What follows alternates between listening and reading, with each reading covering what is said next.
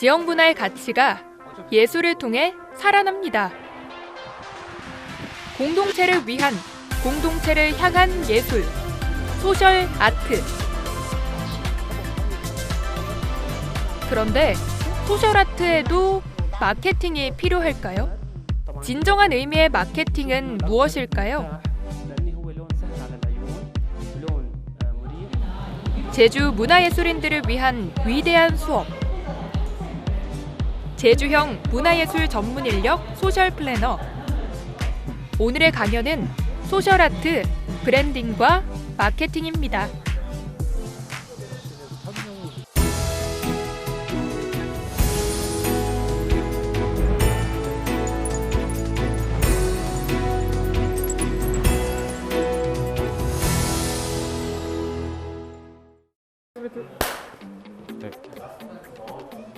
네네네. 안녕하십니까. 경희대학교 이진우입니다. 저는 오늘 소셜 아트와 마케팅이라는 주제로 강의를 시작해 보도록 하겠습니다.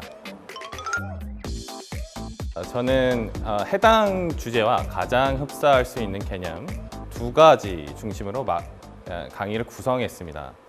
사회적 마케팅, 즉 소사이어탈 마케팅과 사회 마케팅, 소셜 마케팅이라고 볼 수 있는데요. 이 두 가지 마케팅적 개념은 굉장히 가까워 보이지만 서로 다른 목적성을 띠고 있습니다. 하지만 이를 통한 결과물 자체가 소비자가 느끼기에 굉장히 유사하게 실제로 혼돈되어서 쓰여지고 있는 개념이라고 볼 수 있습니다.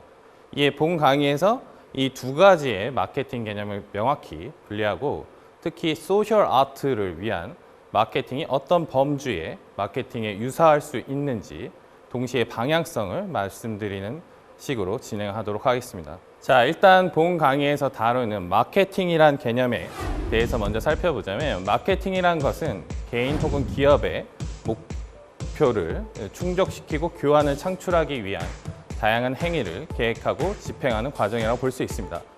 마케팅은 A란 기업이 B란 고객을 위한 가치를 창출하고 강력한 고객 관계, 커스터머 릴레이션십을 구축해서 고객에게 가치를 얻어가는 과정이라고 볼 수 있습니다. 그렇기 때문에 마케팅이라고 했을 때 흔히 우리가 생각하는 영업이나 광고 프로모션과 같은 굉장히 기능적인 범주를 벗어난다는 것입니다. 그래서 프로모션이나 애드버타이즈먼트 같은 경우 여기 그림에서 보이시는 빙산의 일각이란 그림인데 굉장히 표면상에 있는 기능적인 부분이란 것입니다.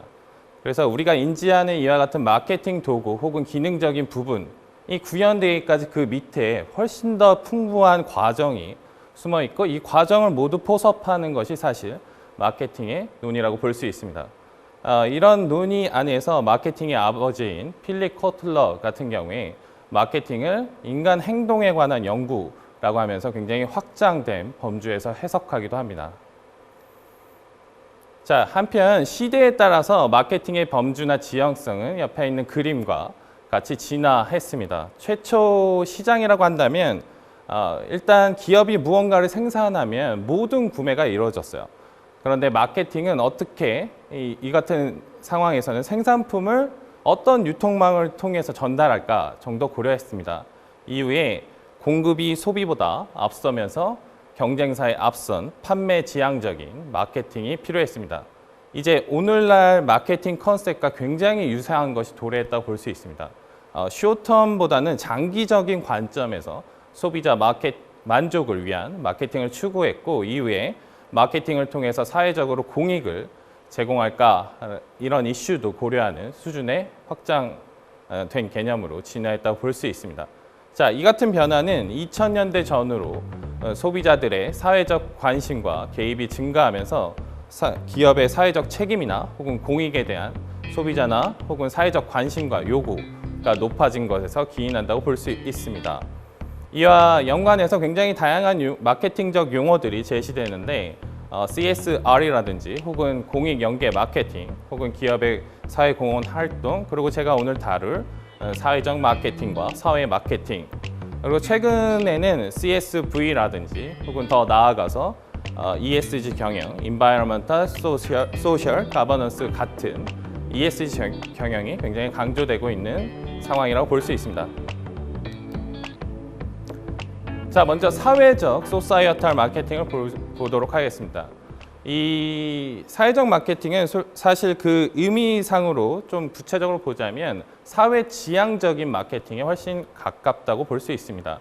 자, 이 개념에 대해서 먼저 설명을 드리면 기업의 사회적 책임이나 사회복지를 마케팅 환경에 적용하고 기업의 이익 충고와 동시에 공정함이라는 키워드를 소비자에게 전달하고자 합니다.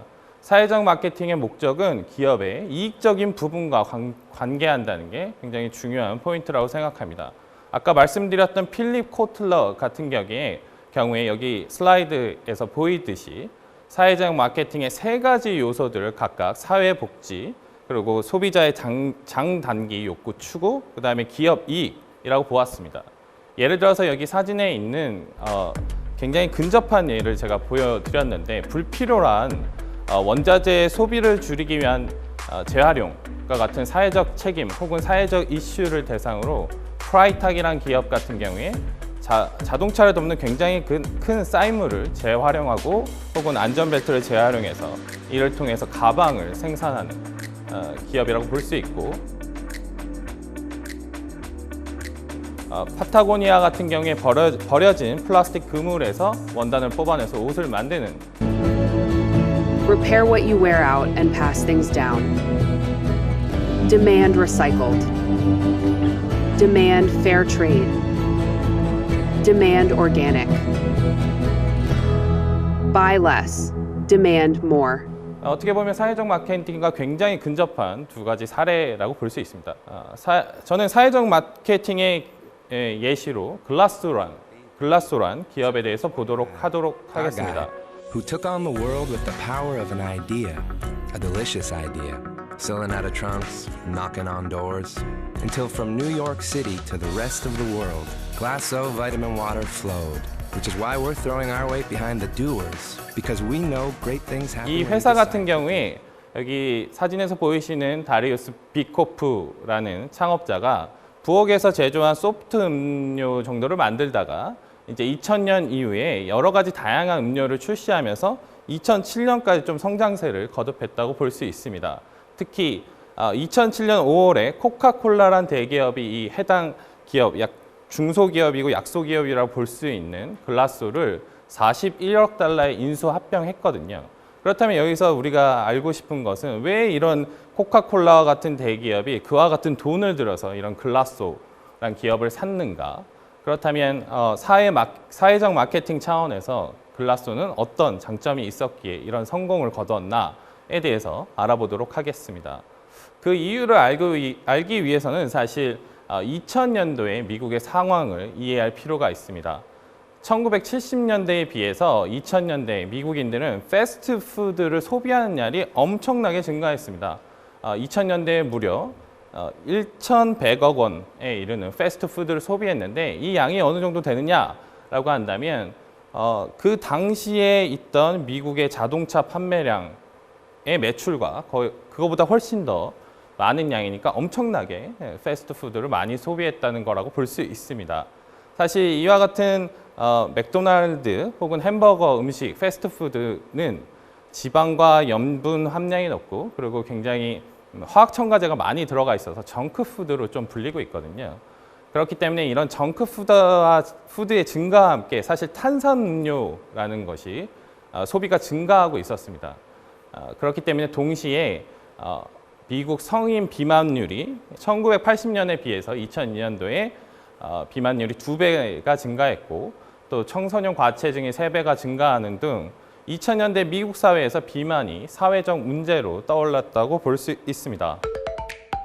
Has fast food gotten healthier? Absolutely. Has fast food truly turned a corner? To find out, I could go back on an all-fast food diet. 또한 이와 연관해서 이런 패스트푸드의 폐단을 알린 다큐멘터리 영화 슈퍼 사이즈 미라는 게 상영됐는데 아마도 이 영화 같은 경우에 사회적 파급력이 굉장히 컸을 거라 생각합니다. 이 영상에서 주인공이 한 달 동안 패스트푸드만 먹고 결국 11kg가 증량했거든요. 이를 통해서 사실 비만 이슈와 탄산음료, 패스트푸드의 폐단에 대한 사회적 담론이 구성되고 이게 심화되었다고 볼 수 있습니다. 그런데 여기서 통상 문화예술이라는 것은 그 시대에 사실 사회상을 직접적으로 반영하기 마련입니다.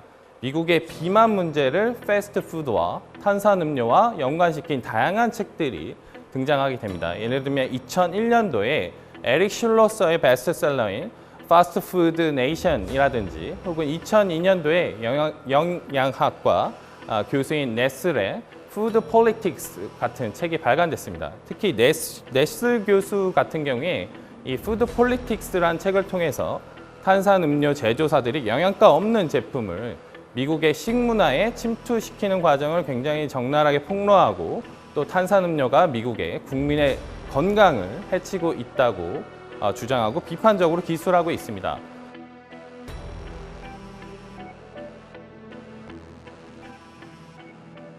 이같이 가시화된 사회적 문제를 기업이 자신들의 이익을 위해 어떻게 활용했을까라고 봤을 때 글로벌 회사들이 일명 더 좋은 쥐덫이라는 논리를 구사했다고 볼 수 있거든요. 더 좋은 쥐덫이라고 한다면 말 그대로 제품의 기능성을 올리면 소비자가 더 많이 찾아올 것이라는 논리입니다.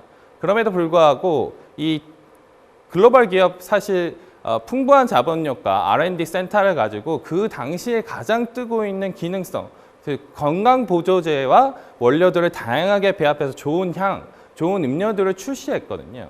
하지만 그럼에도 불구하고 이 대결에서 사실 승자라고 볼 수 있는 것은 아까 말씀드렸던 글라소란 기업의 비타민 워터입니다.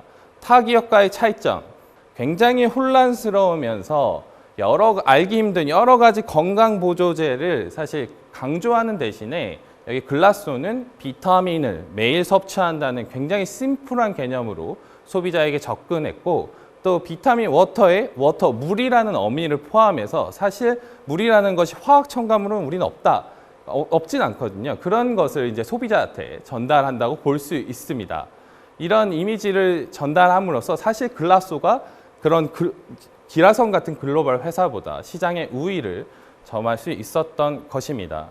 자, 이와 같은 논의, 글라소의 성공 이유를 앞서 말씀드린 필립 코틀러의 사회지향적 마케팅의 프레임 안에서 얘기를 해보면 당시 사회적인 문제라는 것은 탄산음료의 소비 과다, 연관된 비만 문제에 해결 방안을 제시하고 이와 연관돼서 소비자의 욕구라고 볼 수 있는 건강음료 섭취라는 것을 건드려서 그 회사의 이익을 제고했다는 지점에서 글라소는 사회지향적인 마케팅을 했구나 라고 볼 수 있다는 겁니다. 자, 이제 예술가의 사회적 마케팅 부분으로 넘어가도록 하겠습니다. 먼저 예술가의 마케팅을 살펴보기 위해서 저는 카우스란 작가에 대해서 이해를 같이 해보도록 하겠습니다. 카우스 같은 경우에 화면에서 보이시는 XX 심볼로 대중에게 굉장히 잘 알려있고 현대 미술가입니다. 카우스는 본명이 아니고 가명, 현대 예술가로 활동할 때의 가명이거든요. 이 이름 같은 경우에 뭔가 굉장히 심도 깊은 논의가 담겨 있을 것 같지만 그렇지 않다고 작가는 밝히고 있습니다. 단지 KAWS라는 이 알파벳이 서로 미적으로 잘 어울리기 때문에 카우스가 이 이름을 쓴다고 알려져 있고 어쨌든 이 작가의 본명은 브라이언 도넬리입니다. 현재 뉴욕 브루클린을 거점으로 전 세계적으로 전시나 협업을 진행하고 있는 작가입니다. 스쿨 오브 비주얼 아트 출신으로 사실 파인 아트를 전공한 작가는 아니고 그래픽 디자인을 전공한 작가입니다. 1990년도에 일명 버스 정류장 각인 작업이라고 전복 작업이라고 하거든요. 버스 정류장에 붙어 있는 상업 광고들을 전복하는 작업을 통해서 일종의 그래피티, 게릴라 아트로 미술계에서 이름을 알리기 시작했습니다. 특히 작품의 표현적인 측면에서 애니메이션을 소재로 삼은 작업들을 많이 하고 있다고 볼 수 있습니다. 특이한 지점은 오리지널 페이크라는 자신의 브랜드를 운영했다는 측면이 있다고 볼 수 있습니다. 자, 카우스가 미술 시장에서 어느 정도의 위치를 차지하느냐 살펴보자면 여기 앞에 보이시는 차트와 같다고 볼 수 있습니다. 이 차트 같은 경우에 artprice.com에서 제공하는 자료고 경매 기록이나 아니면 작가의 전시 횟수를 종합적으로 판단해서 글로벌 마켓 안에서 작가의 순위를 매기고 있거든요. 카우스 같은 경우에 2008년도에 순위권에 진입해서 만위 정도에 머무르다가 시간이 지날수록 엄청나게 급상승하고 있는 작가 중에 한 명이라고 볼 수 있습니다. 특히 2009년도에 여기 슬라이드 오른쪽에 있는 킴슨 앨범이라는 그림을 160억에 홍콩 경매에서 낙찰되면서 순위가 글로벌 순위가 17위까지 치솟고 있고 현재 100위권 내에 순위를 유지하는 명실상부 현대미술 시장에서 가장 핫한 작가 중에 한 명입니다. 자, 기본적으로 이 카오스라는 작가가 어떻게 마케팅됐고 차별화됐냐의 특이점을 저는 3가지 요소로 보고 있습니다. 그 중에 첫 번째는 대중으로부터의 인정이라고 볼 수 있습니다. 예술가가 소수의 컬렉터가 아닌 일반 대중과 관계를 맺는 것은 미술관이 작가의 개인전을 선보이거나 혹은 컬렉터가 작품을 구매한 다음에 미술관에 기증했을 때입니다. 이거 바꿔서 얘기하면 어느 정도 성공한 작가만이 대중과 사실 관계를 형성할 수 있는 기회를 가지게 됩니다. 그럼에도 불구하고 카오스는 자이던 타이던 간에 기존의 작가와는 좀 반대의 노선을 택했다고 볼 수 있습니다. 즉 대중에 의한 인정을 먼저 받은 작가라고 볼 수 있습니다. 카오스는 다양한 아트 토이나 혹은 자신의 브랜드인 오리지널 페이크 안에서 여러 업체와 콜라보레이션을 통해서 대량 생산품을 발매한다든지 이런 것을 통해 대중에게 먼저 혹은 매니아층에게 먼저 인정을 받았다고 볼 수 있거든요. 자, 이 같은 논의에서 그레인스 페리라는 현대미술가의 앞에 보이시는 커테이션 안에서 보시면 예술계와 매개자들이 이루는 서클에서 대중에게 우호한 의견은 꼭 필요한 건 아니었지만 현재는 시장이 달라졌고 대중의 인기가 미술가의 경력 형성에 굉장히 많은 영향을 미칠 수 있다라고 기술하고 있습니다. 이 같은 논의에서 가장 잘 맞아떨어지는 작가가 카오스라고 볼 수 있습니다. 자, 두 번째로 카오스가 지금 같은 성공 궤도를 달릴 수 있었던 원인이라고 한다면 대중의 인지도를 바탕으로 해서 예술계의 주요 매개자들과 관계한 지점이라고 볼 수 있습니다. 2008년도 이후에 카오스는 예술계 내에서 주요 갤러리들과 일하기 시작했습니다. 가장 먼저 언급돼야 될 것이 페로탱 갤러리입니다. 갤러리 소유주인 엠마뉴엘 페로탱은 영국의 찰스 사치가 있고 미국의 가고시안이 있다면 프랑스에 페로탱이 있다고 해도 과언이 아닐 정도로 메가 갤러리를 운영하고 있거든요. 메가 갤러리라고 한다면 단순히 한 지역에서 특정 갤러리 하나만 운영한다기보다 여러 지역에 걸쳐서 뭐 10개, 15개의 갤러리를 운영하는 것을 말합니다. 그렇기 때문에 시장 안에서 굉장히 영향력이 있다고 볼 수 있습니다. 바로 이 사람이 카오스를 소속 작가, 전속은 아니고 컨사이먼트 부분 계약을 통해서 2008년부터 2019년까지 카오스와 관계하고 있습니다. 특히 카오스는 이런 페로텐 갤러리 외에 게링 앤 로페즈 갤러리라는 또 다른 유명 갤러리와 2008년도에 일하기 시작했습니다. 자, 이와 같은 유명 갤러리가 카오스란 작가를 발탁하는 게 어떤 영향을 가지는가에 대해서 학술적으로 좀 접근하자면 피에르 브루디에란 예술사회학자가 있습니다. 이 예술사회학자 같은 경우에 이런 얘기를 했거든요. 전시 공간의 명성이 그곳에 전시한 작가에게 담보된다, 긍정적인 영향을 미친다, 이런 얘기를 했습니다. 예를 들면 이런 겁니다. 이진우란 작가, 별로 유명하지 않은 작가가 있다면 우리나라에서 굉장히 명망 있는 공간인 국립현대미술관에서 전시한다 치면 이진우란 작가 우린 잘 모르겠지만 국립현대미술관에서 전시할 정도면 이진우란 작품의 가치가 있겠지라고 사람들이 생각할 수 있는 거거든요. 이와 같은 논의 내에서 카오스가 유명 갤러리에서 전시한다는 것은 사람들이 그 당시에 카오스 잘 모르겠지만 이 정도 갤러리에서 전시할 정도면 가치가 있고 훌륭한 작가겠지라고 생각한다는 겁니다. 이를 통해서 사실 예술계 안에서 조금 더 카오스란 작가를 쉽게 받아들여지게 할 수 있는 요인이 될 수 있었다는 겁니다. 자, 세 번째 포인트는 작가가 대중과의 지속적인 관계를 만든다는 지점에 있습니다.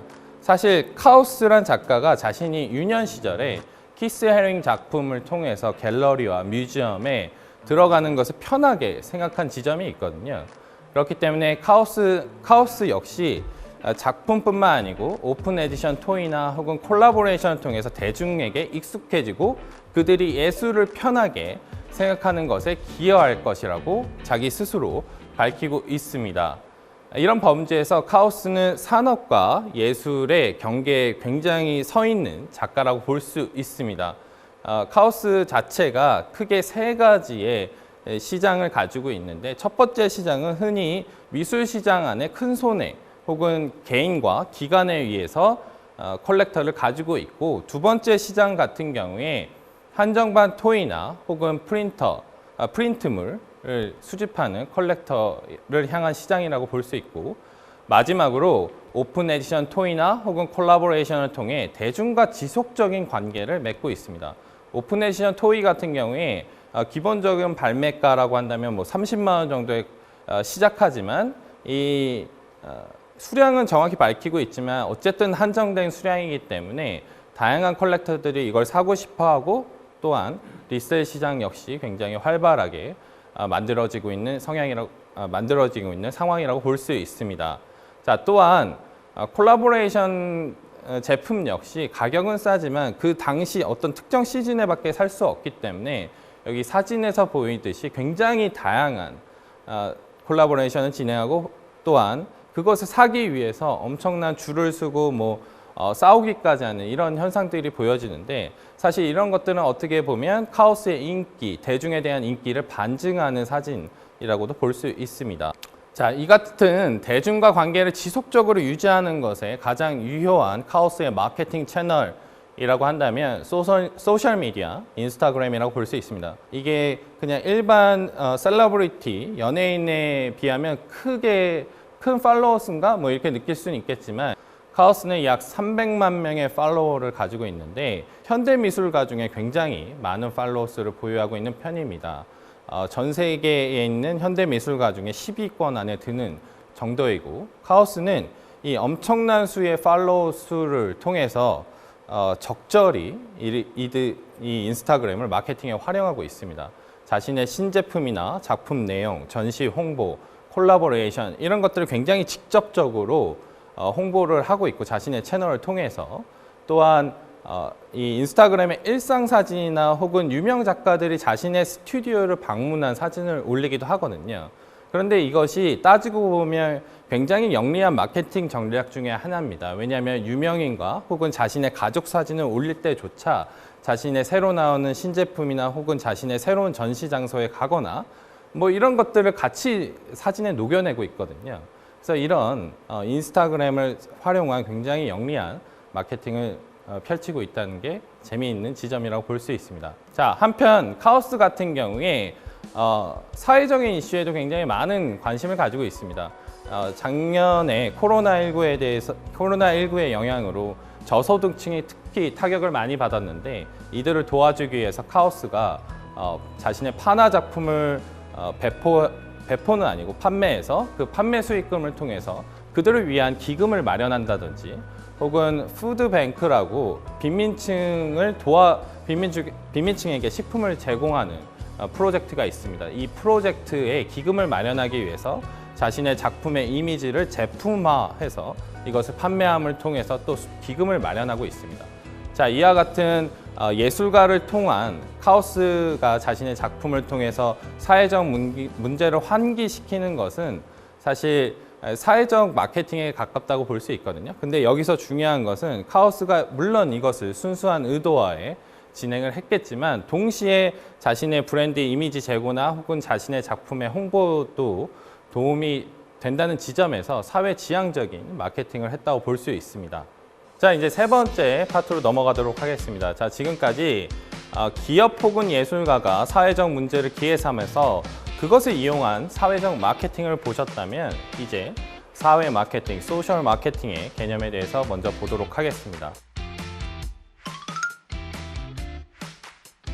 사회적 마케팅이라고 한다면 개인과 사회의 복지 증진을 위해서 타겟 그룹을 설정하고 그들의 자의적인 행동에 영향을 미치기 위해서 하는 일종의 캠페인에 가깝다고 볼 수 있습니다. 하지만 이 같은 행위를 보다 효과적으로, 그리고 행위에 의한 영향의 범주를 확장하기 위해서 마케팅적 기법을 가져오는 것이라고 볼 수 있거든요.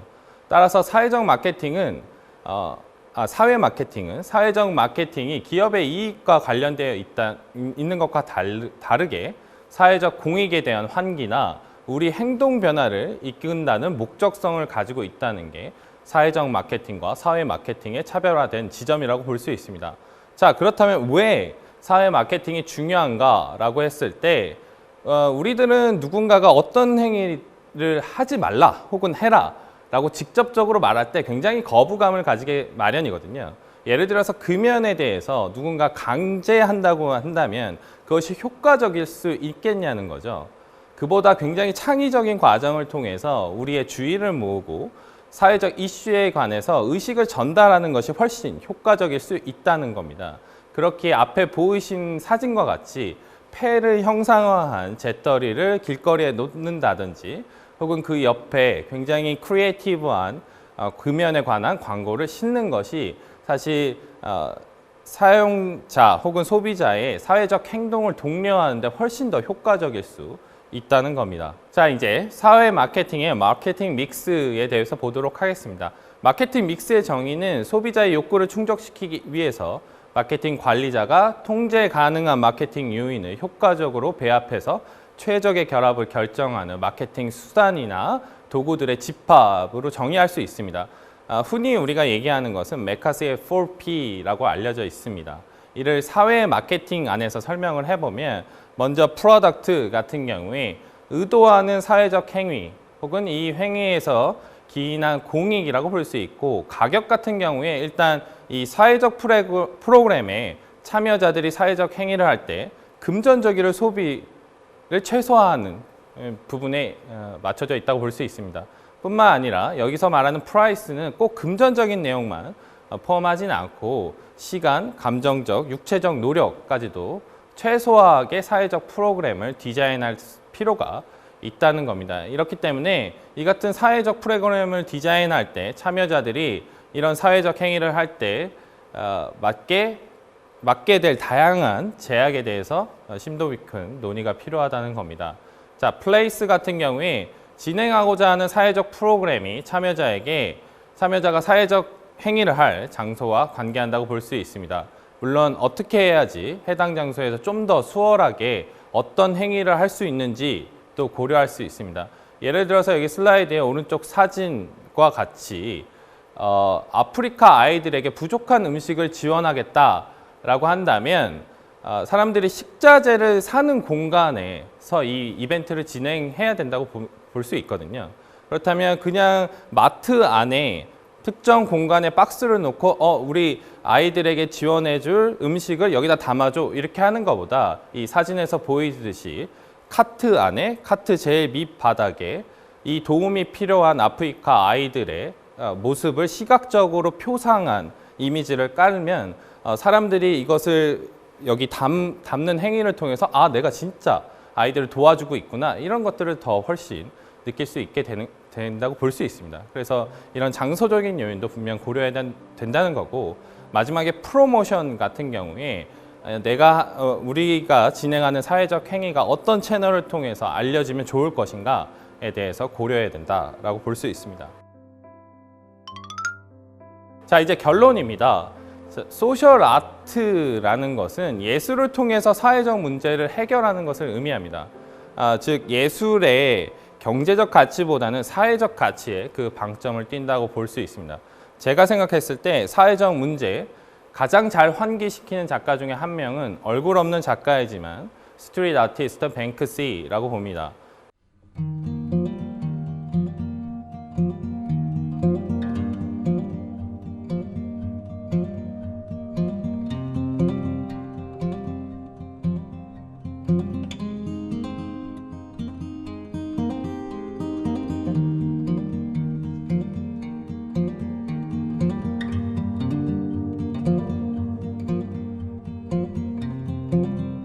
우측의 작품 같은 경우에 뱅크시가 영국의 한 지방에 창고 담벼락에 그린 그림입니다.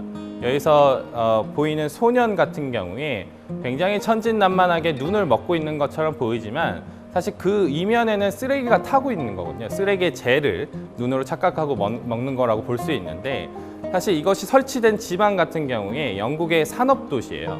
그래서 공기 오염이 굉장히 심한 지역입니다. 이 뱅크시가 이 스트리트 아트를 통해서 공기 오염이라는 사회적 문제를 환기시키고 있기 때문에 소셜 아트의 굉장히 적절한 예라고 볼 수 있습니다. 자, 이 같은 소셜 아트를 위한 마케팅이 사회적 마케팅보다는 사실 사회 마케팅과 그것의 방향성을 같이 해야 된다고 보고 있습니다. 즉 사회적 문제를 제기하고 환기를 통해서 예술가 혹은 예술 단체에게 이익을 강조하기보다는 예술을 통해서 사회적 역할을 하되 마케팅적 요소를 활용해서 소셜 아트의 영향력이나 참여율을 제고할 필요가 있다는 겁니다.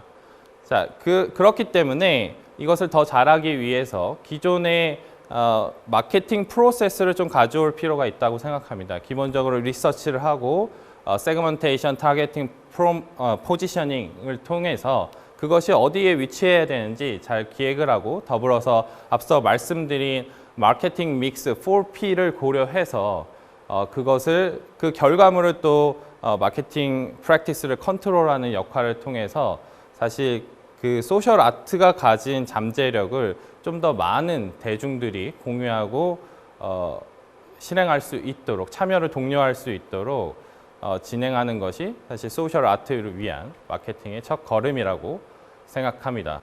자, 제주에서 활동하시는 소셜 아트 플래너들이 마케팅에 대해서 고민을 많이 하시는 걸로 알고 있습니다. 근데 제가 제시 드릴 수 있는 방안은 일단 기본적으로 여러분들이 하고 있는 소셜 아트가 어떤 소비자층이라고 해서 죄송하지만 어떤 참여인들을 대상으로 하고 있는지 명확하게 판단하시라는 게 가장 중요한 지점이라고 생각합니다.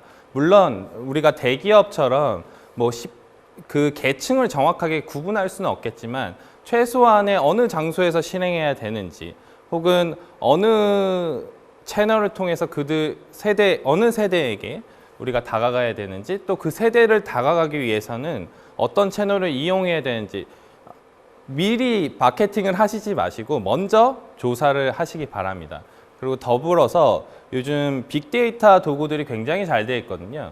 그렇기 때문에 우리가 예를 들면 카카오나 네이버의 데이터 랩만 가도 굉장히 다양한 정보들을 쉽게 검색어 몇 개를 통해서 잡아낼 수 있습니다. 이런 것을 10분 활용하셔서 여러분들이 계획하고 계시는 소셜 아트의 트렌드가 사람들이 진짜 관심 있어 하는 것인지 혹은 나 혼자 관심이 있어 하는 것인지 정확히 판단을 하시고 그 다음에 실행에 옮기시면 좋을 것 같습니다.